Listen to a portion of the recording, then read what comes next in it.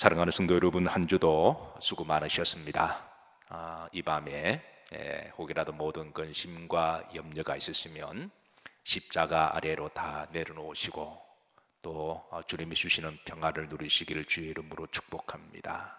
또 이 밤에 성도들의 기도를 들으시는 하나님께서 때가 되시면 아름답게 응답하실 것입니다. 자, 우리는 지난번에 욥의 극심한 고난과 고통을 당하는 중에 하나님 앞에 기도하는 내용을 살펴보았습니다.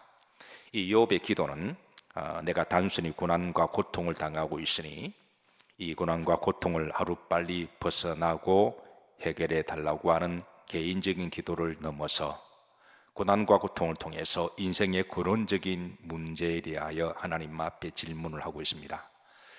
이 욥의 기도는 상당히 수준이 높은 기도인데요. 실제로 우리 기독교 신학과 신앙은 굉장히 수준이 높습니다. 아멘인가요? 알면 알수록 더 영성과 신학과 수준이 높아요. 감히 다른 종교와 비교할 수 없는 굉장히 높은 그런 수준이 높은데요. 이 욥의 기도송에는 인생의 철학적인 기도 제목들이고 그리고 신학적이고 영적인 그런 질문들을 하며 이 답을 찾아가는 구도자의 그런 기도이기도 해요. 자, 우리는 지난번에 기도 중에 다음 세 가지를 살폈습니다. 첫 번째, 인생이 노동의 품꾼의 날과 같음에 대한 기도를 합니다. 두 번째입니다. 이 고통에 대한 기도입니다. 고통의 원인이 뭔지, 고통이 나에게 어떤 의미를 주는지, 이 고난과 고통을 통해서 우리가 뭘 배울 수가 있는지, 이 문제를 놓고 기도했고요. 세 번째, 희망이 없는 인생에 대한 그런 기도를 하고, 그리고 네 번째, 인생이 바람과 같은 인생임을 기도합니다. 자, 오늘 7절이죠. 7절 다 같이 한번 합독합니다. 내 생명이 한낱 목 같음을 생각하옵소서, 바람 같음을 생각하옵소서. 지금 욥기는 기도할 때 인생의 깊은 근원적인 문제를 가지고 하나님 앞에 구도자의 질문을 던지고 기도합니다. 그래서 오늘 부제가 바람을 잡는 기도입니다. 의외로 우리 기도 중에 바람 잡는 기도가 많이 있는데요.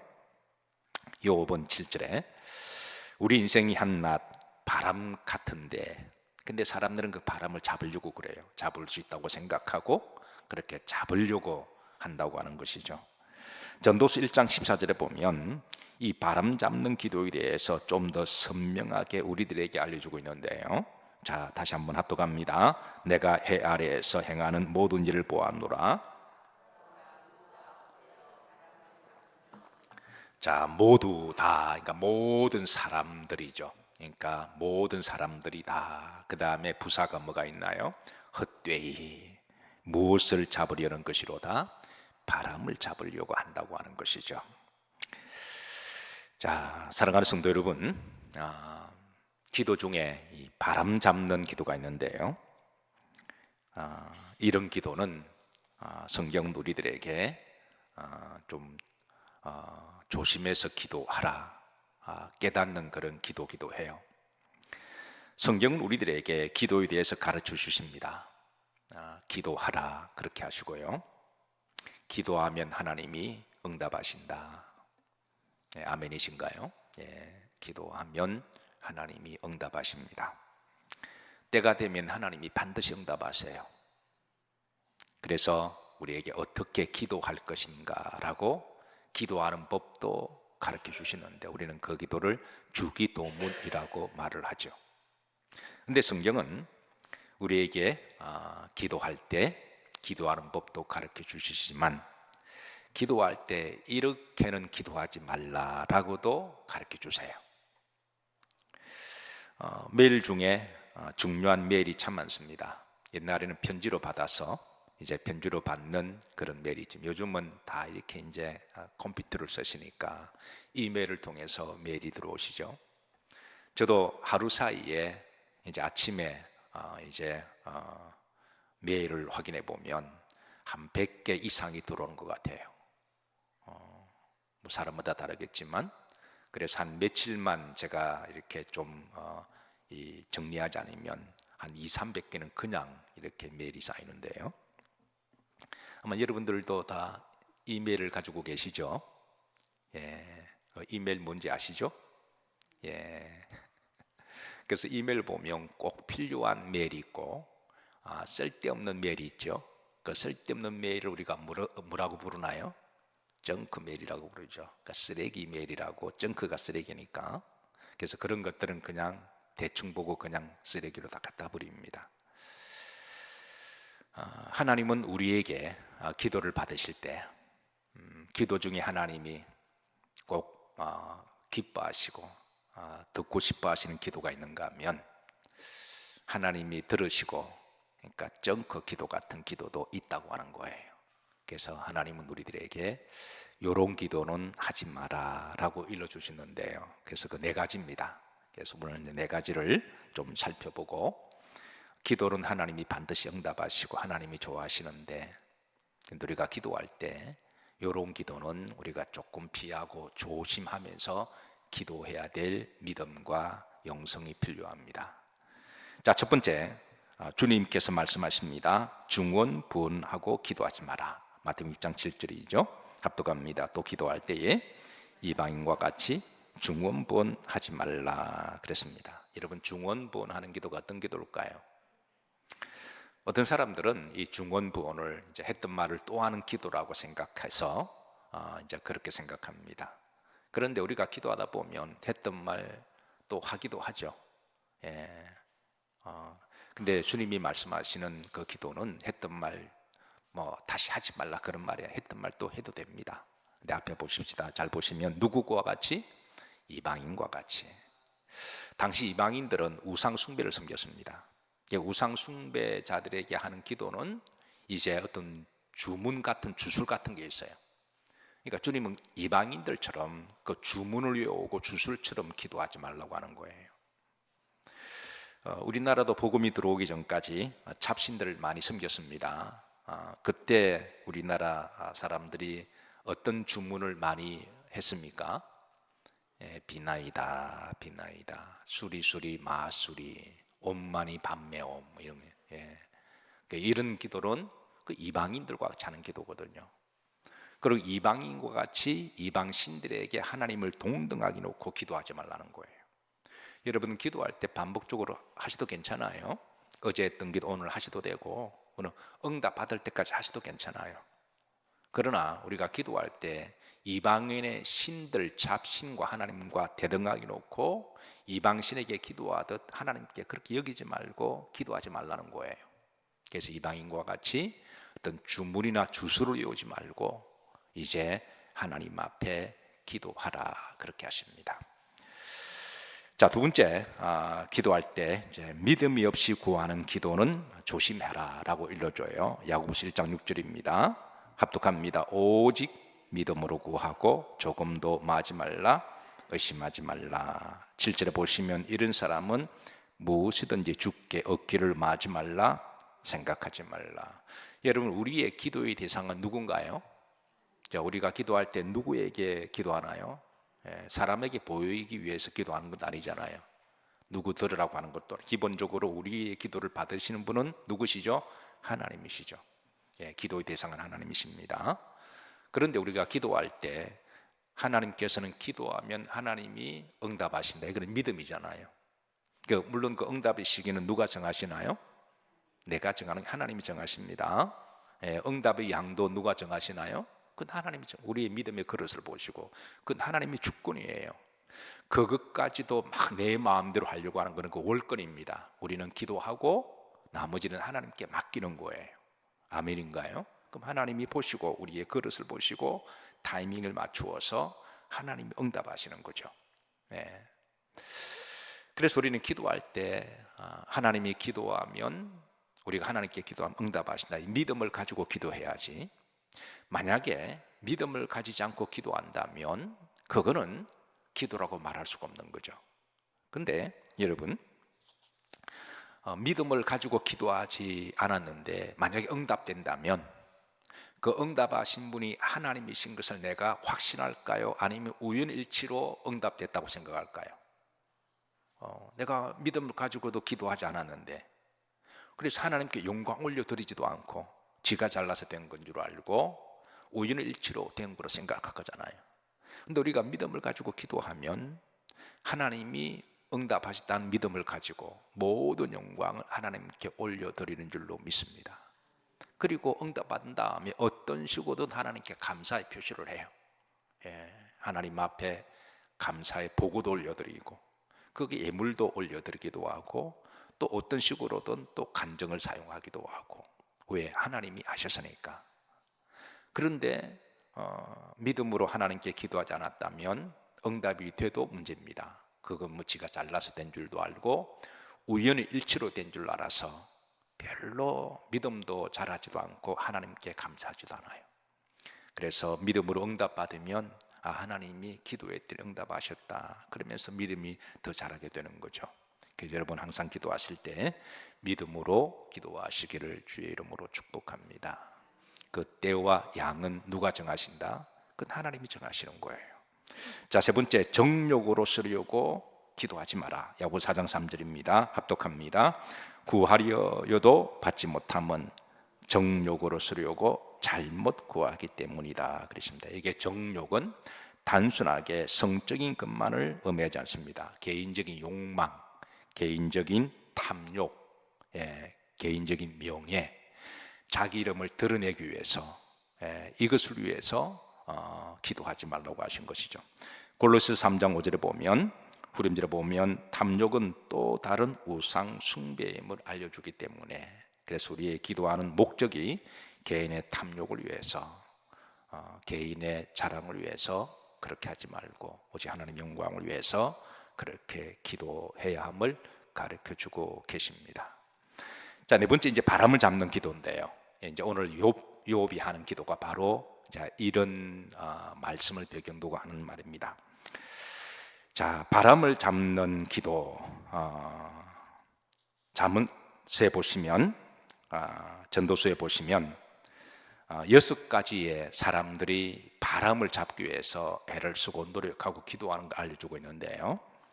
여러분 한번 보십시다. 전도서 1장 1절부터 18절, 2장 12절부터 17절, 이걸 다루고 있는데요. 시간 관계상 제가 그 중에 이제 한 구절만 읽어드릴게요. 자, 17절 다 같이 합독합니다. 내가 다시 지혜를 알고자 하며 미친 것들과 미련한 것들을 알고자 하여 마음을 썼으나 이것도 바람을 잡으려는 것인 줄 깨달았노라. 여기 보면 참 이게 철학적인 그런 기도를 합니다. 지혜를 알고자 하여 미친 듯이 공부했고, 그리고 마음을 다해서 썼다. 여러분, 공부하지 말라는 말 아닙니다. 이걸 오해하시면 안 돼요. 한때 사람들이 이제 미친 듯이 공부하고, 그리고 이제 마음을 다해서 지혜를 알기 위해서 열심히 노력하지만, 그런데 세월이 지나고 나면 이런 세상적인 지식도 마치 바람을 잡는 것과 같음을 알려주고 있습니다. 여기에서 말씀하시는 지혜와 지식은 세상의 지혜와 지식을 말하고 있는데요, 세상의 지식과 지혜는 완전하지 않습니다. 영원하지도 않고 절대 진리도 아니고, 세상의 지식과 지혜는 한 세대가 지나고 나면 이제 모든 것이 다 폐기 처분되고 이게 또 이제 바뀌기도 하는데요. 근간의 흥미로운 책이 출판되었습니다. 영국의 캠브리지 대학의 종신석학 교수인 피터 버크라고 하는 이제 교수가 지식의 역사는 무엇인가, What is the history of knowledge라고 하는 책을 출판했습니다. 그러니까 지식의 역사는 무엇인가, 지식의 역사에 대해서 다루고 있는데요, 그는 이 책에서 지식은 어떻게 역사 속에 탄생하고 진화하는가 라고 하는 질문을 던집니다. 지식은 언제 탄생이 되었고 어떻게 변하고 또 어떤 시대에 발전되는가, 그리고 또 한 가지 중요한 것은, 이슈는 한 시대의 지식이 다른 시대, 다른 세대를 만나게 되면 그 이전의 지식은 쇠락하고 유실되며 폐기 처분된다는 거예요. 자, 여러분 잘 아시다시피 1980년대는 일본의 시대였습니다.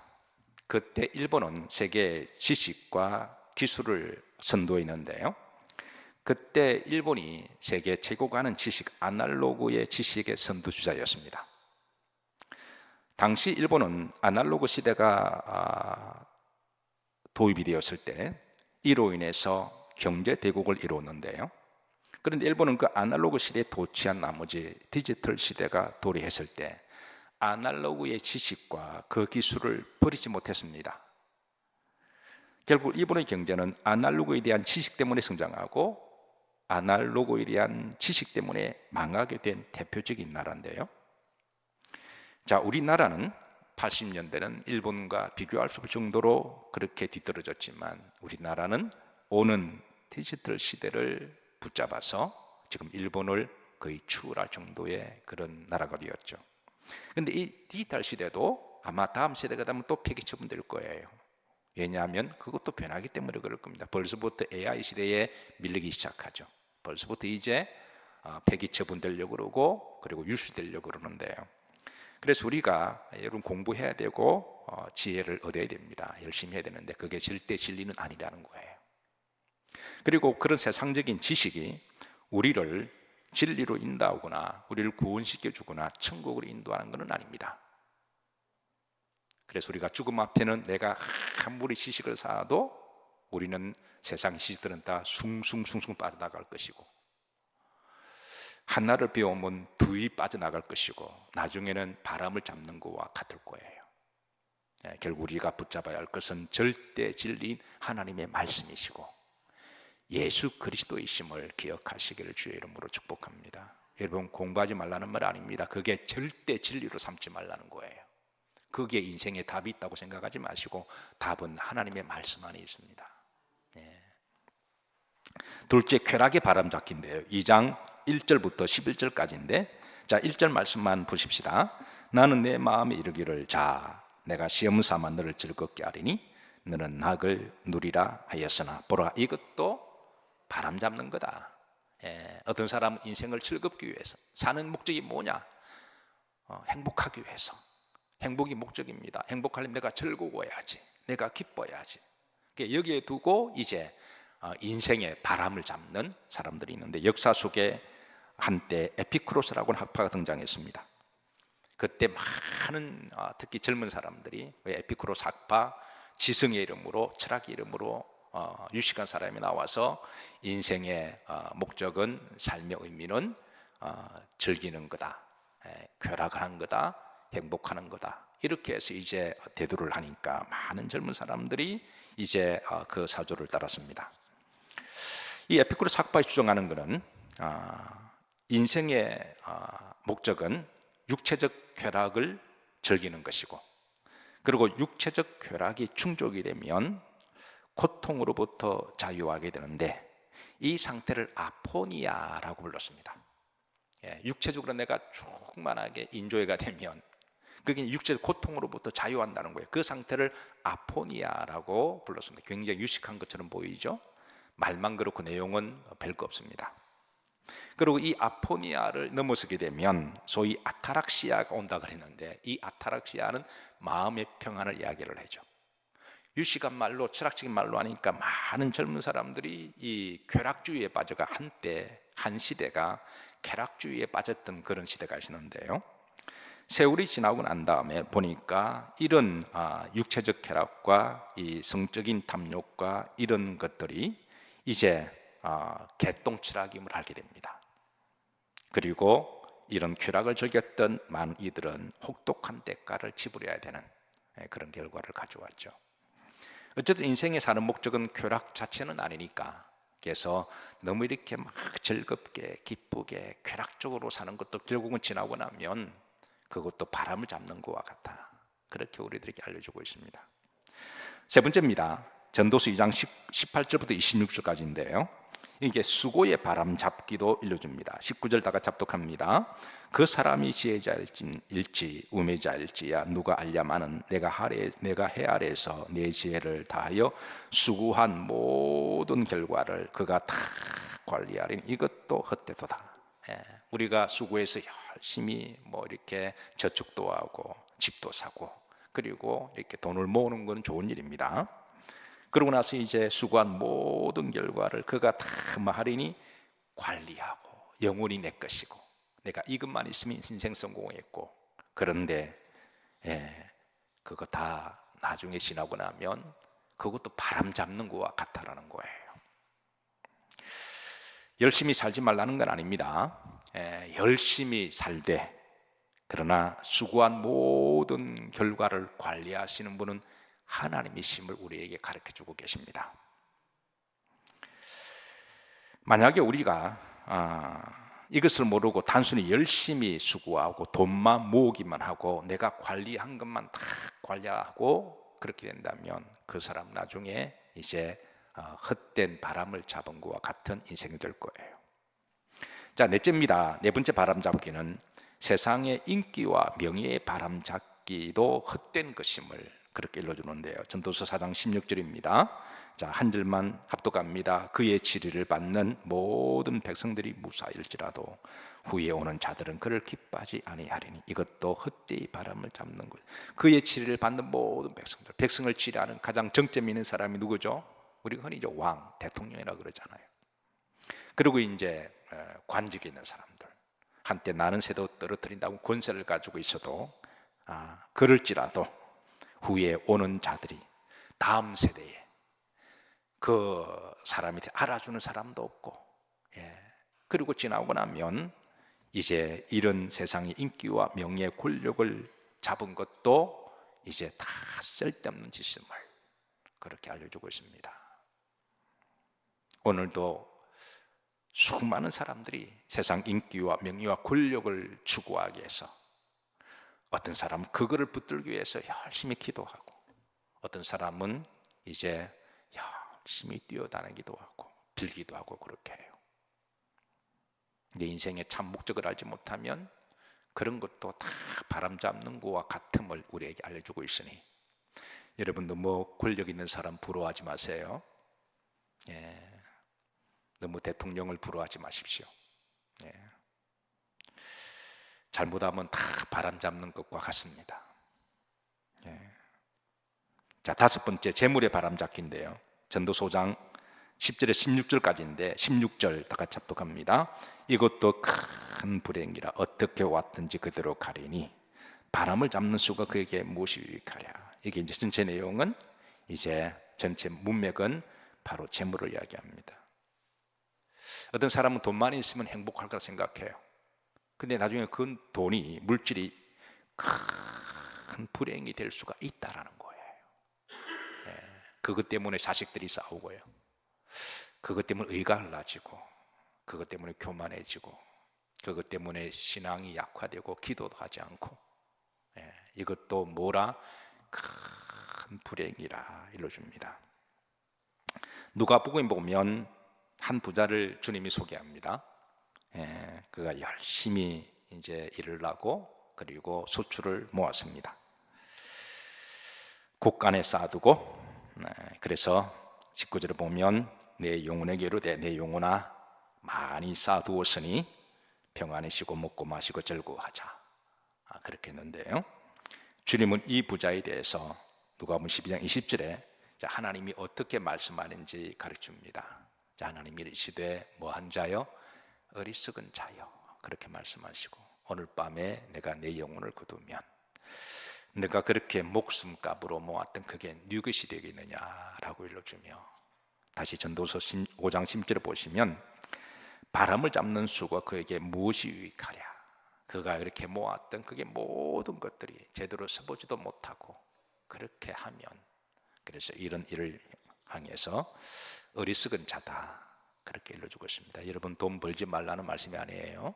그게 목적이 되고 그렇게 될 때 그게 이제 문제임을 알려주고 있습니다. 여섯 번째, 마지막 바람 잡기입니다. 자, 전도 6장 9절인데요.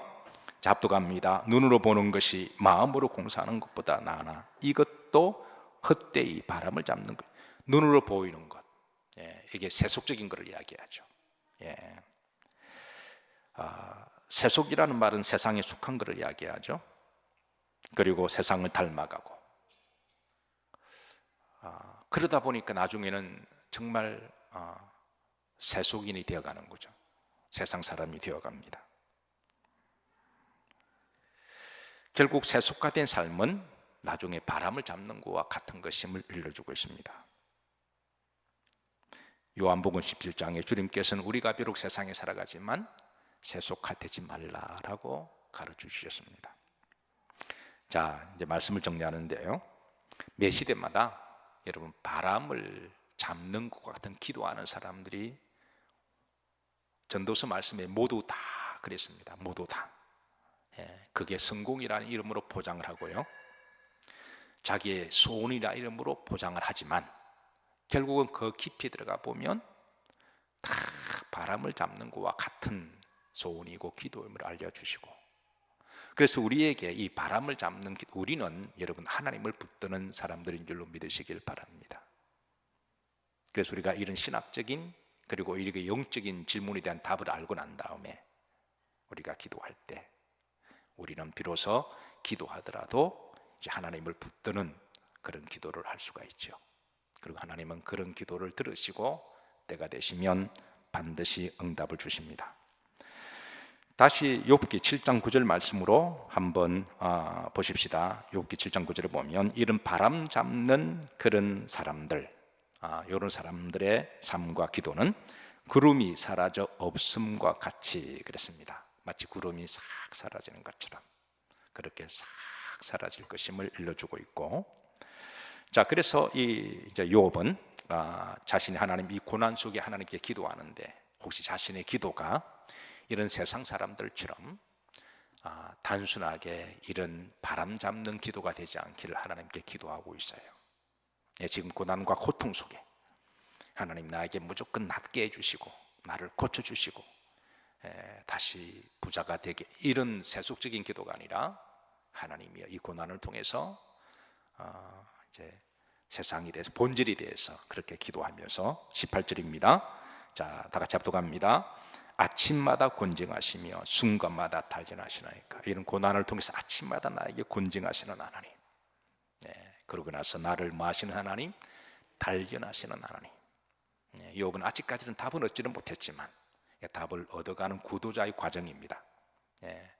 분명한 것은 내가 지금 이 고난에서 어떤 해결은 없었지만 그런 하나님은 때가 되시면 응답하실 줄로 믿고, 그리고 나를 단련하시는 하나님이시고, 그리고 그 가운데 답을 찾아가는 그런 여정임을 고백합니다.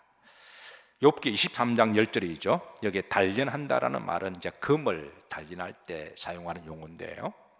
금을 용광로에 이렇게 집어넣고 뺄 때마다 불순물이 빠지는 거잖아요. 그렇게 해서 이제 욥기 23장 10절 보면 우리가 다 아는 말씀입니다. 합독합니다. 그러나 내가 가는 길을 그가 아시나니 그가 나를 단련할 주에는 내가 무엇같이 되리라? 순금과 같이 되리라. 저는 여러분들의 믿음이 순금처럼 되시기를 주의 이름으로 축복합니다. 그리고 여러분들의 그 기도가 여러분들을 순금으로 만들어가는 그런 성도들의 기도가 되기를 주의 이름으로 축복하며, 분명한 것은 우리가 이런 기도 네 가지는 좀 조심하고, 그리고 하나님이 원하시는 그런 성경적인 기도를 하면 하나님은 반드시 들으시고 때가 되시면 응답하시는 하나님이신 줄로 믿으시기를 주의 이름으로 축복합니다.